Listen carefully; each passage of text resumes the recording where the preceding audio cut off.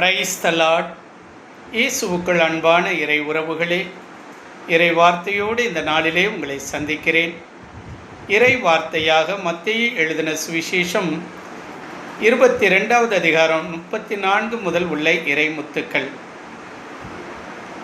சதுசேயர் அவர்களை இயேசு வாயடைக்கச் செய்தார் என்று கேள்விப்பட்டு பரிசேயர் இயேசுவிடம் வருகிறார்கள்.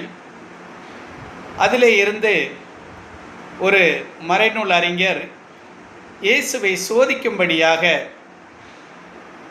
திருச்சட்ட நூலில் முதன்மையான கட்டளை எது என்று கேட்கிறார். அப்பொழுது இயேசு அவர்களிடத்திலே முழு உள்ளத்தோடும் முழு இதயத்தோடும் முழு ஆன்மாவோடும் கடவுளிடம் அன்பு செய்வாயாக என்று சொல்லப்படுகிறது.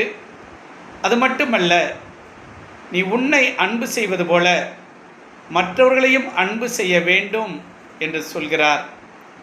என் அன்பு தேவ பிள்ளைகளே, பாருங்கள், அன்பு செய்வதை குறித்து ஆண்டவர் எந்த அளவிற்கு அழகாக வார்த்தைகளை கொடுத்திருக்கிறார். நீ கடவுளிடம் அன்பு செய்வாயாக. இன்றைக்கு கடவுளிடத்திலே நாம் அன்பு செய்கிறோமா? ஜெபிக்கிறோம். ஏதாவது காரியம் என்றால் எனக்கு இந்த காரியம் வேணும், இந்த காரியம் நடக்க வேண்டும் என்று இயேசுவிடத்திலே கேட்கிறோம்.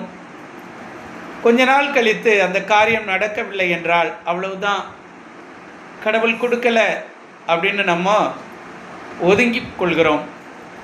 ஆனால் முழு உள்ளத்தோடு அன்பு செய்ய வேண்டும். இயேசுவிடத்திலே ஆண்டவர் பார்க்கிறார். ஆண்டவர் நம்மை பார்க்கிறார். எப்படி என் பிள்ளை என்கிட்ட அன்பு செலுத்துதா? அது மட்டுமல்ல, என்னிடம் அன்பு செய்வது போல நீ பிறரிடத்திலும் அன்பு செய்ய வேண்டும் என்று சொல்கிறார். மற்றவர்களிடத்திலே நாம் அன்பு செய்கிறோமா? யோசித்து பாருங்கள். நம்மை தூற்றினவர்கள், ஏசினவர்கள், நமக்கு எதிராக திட்டம் தீட்டி நம்மை கவிழ்க்க நினைத்தவர்கள், இப்படிப்பட்டவர்களை நாம் எப்படி நினைக்கிறோம்? உண்மையாகவே நாம் அவர்களிடத்திலே அன்பு செய்கிறோமா? என் அன்பு தெய்வ பிள்ளைகளே, அன்பு செய்யுங்கள்.